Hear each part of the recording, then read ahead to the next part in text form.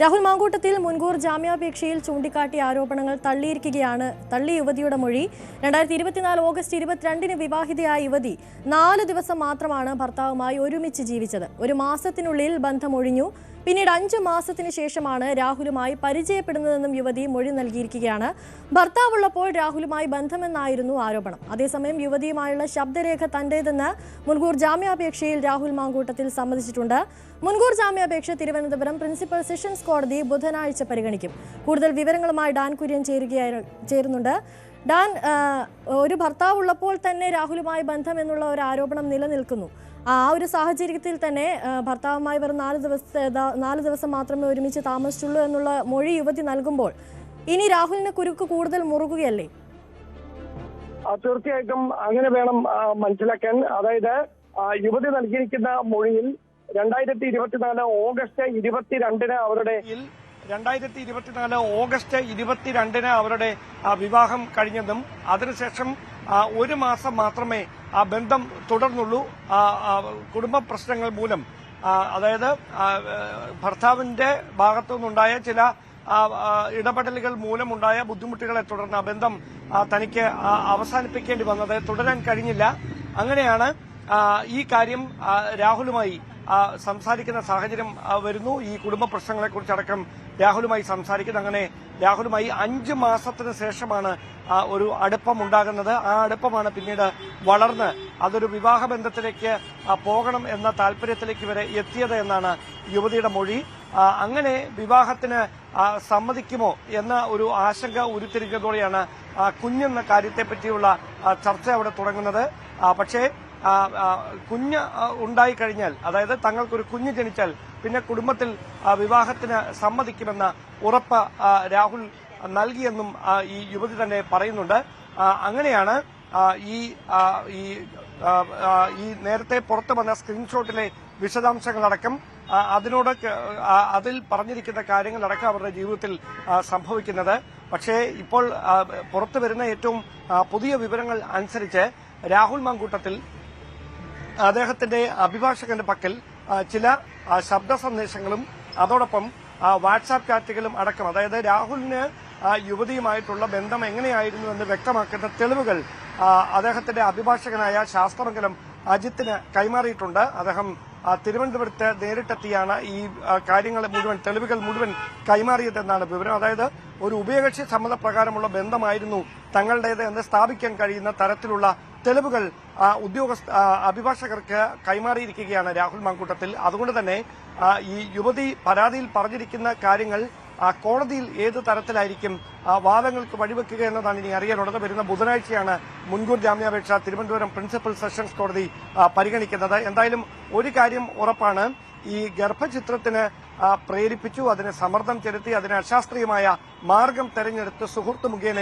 മരുന്നെത്തിച്ച് നൽകി എന്നതടക്കം യുവതി നടത്തിയിരിക്കുന്ന വെളിപ്പെടുത്തലുകളുടെ പശ്ചാത്തലത്തിലാണ് എഫ്ഐആറിൽ 2 പേരെയും, രാഹുലിന്റെ സുഹൃത്തിനെയും പ്രതിപട്ടികയിൽ ഉൾപ്പെടുത്തിയത്. അങ്ങനെയെങ്കിൽ ഈ സുഹൃത്തിനെ അടക്കം വിശദമായി തന്നെ ചോദ്യം ചെയ്യും.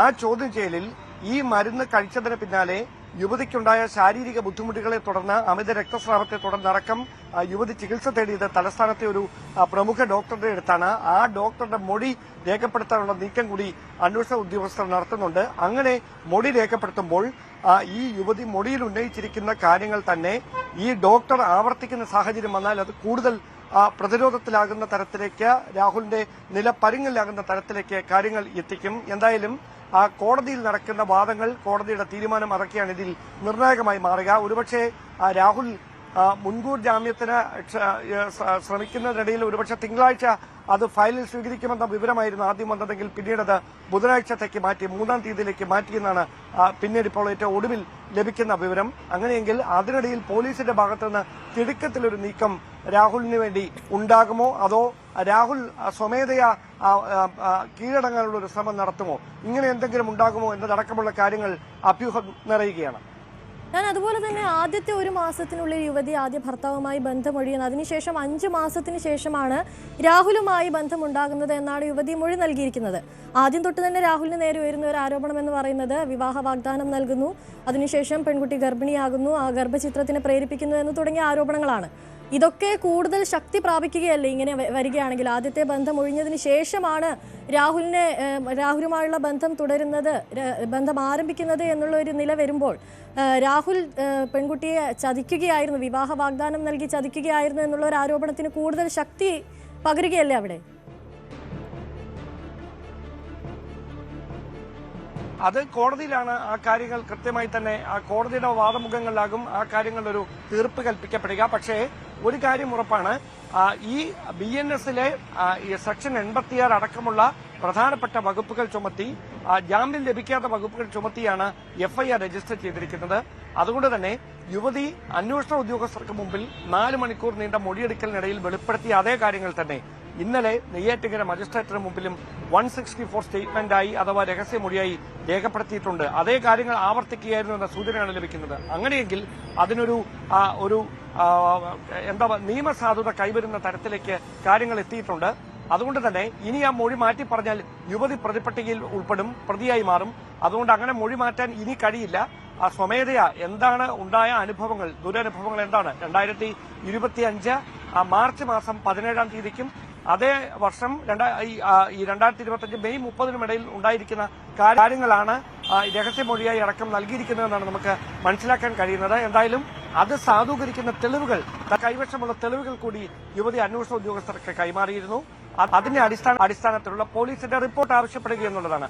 ആ റിപ്പോർട്ടിൽ എന്തുകൊണ്ട് ജാമ്യം കൊടുക്കാൻ പാടില്ല എന്ന് കൃത്യമായി സൂചിപ്പിച്ചുകൊണ്ടുള്ള വിശദാംശങ്ങൾ, FIRലെ വിശദാംശങ്ങൾ അടക്കം പോലീസ് കോടതിയിൽ സമർപ്പിക്കുന്ന റിപ്പോർട്ടിലുണ്ടാകും. ആ റിപ്പോർട്ടിൽ നിലവിലെ പരിശോധനയിലെ കണ്ടെത്തിയിരിക്കുന്ന വിവരങ്ങൾ കൂടി വ്യക്തമായി പരാമർശിച്ചുകൊണ്ടായിരിക്കും കോടതിയിൽ പോലീസ് റിപ്പോർട്ട് സമർപ്പിക്കുക. ആ റിപ്പോർട്ടിൽ രാഹുലിനുമായി ബന്ധപ്പെട്ടുണ്ടാകുന്ന പരാമർശങ്ങൾ എന്താണ് എന്നതിന്റെ അടിസ്ഥാനത്തിലാകും മുൻകൂർ ജാമ്യം അതിൽ അനുകൂലമായ തീരുമാനം ഉണ്ടാകുമോ ഇല്ലയോ എന്നതിലൊക്കെ ഒരു വ്യക്തത വരാനിരിക്കുന്നു. താൻ അതുപോലെ തന്നെ ഈ രാഹുലിന്റെ ശബ്ദരേഖ അത് തന്റേത് തന്നെയാണെന്ന് രാഹുൽ സമ്മതിച്ചിരിക്കുകയാണ്. അങ്ങനെയെങ്കിൽ യുവതിയെ ഗർഭചിത്രത്തിന് പ്രേരിപ്പിക്കുന്നതുമായി ബന്ധപ്പെട്ടുള്ള കാര്യങ്ങളായിരുന്നു ആ ശബ്ദരേഖയിൽ ഉണ്ടായിരുന്നത്. അതും രാഹുലിനെ കൂടുതൽ പ്രതിസന്ധിയിലാക്കാനുള്ള സാധ്യതയില്ലേ?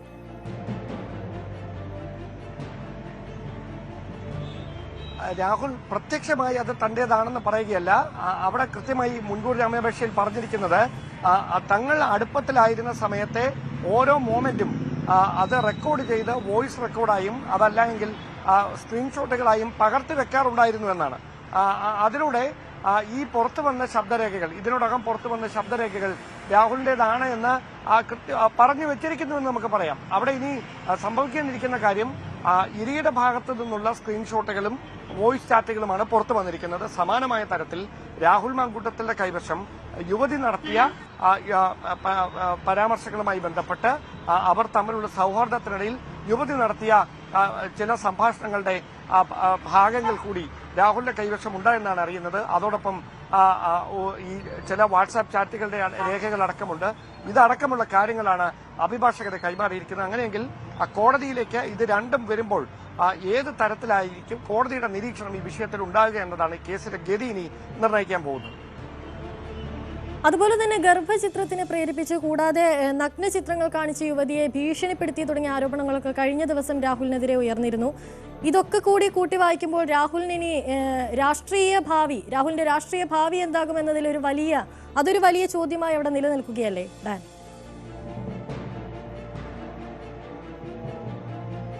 അതിലിപ്പോൾ നമുക്ക് ഉത്തരം പറയാനാകില്ല.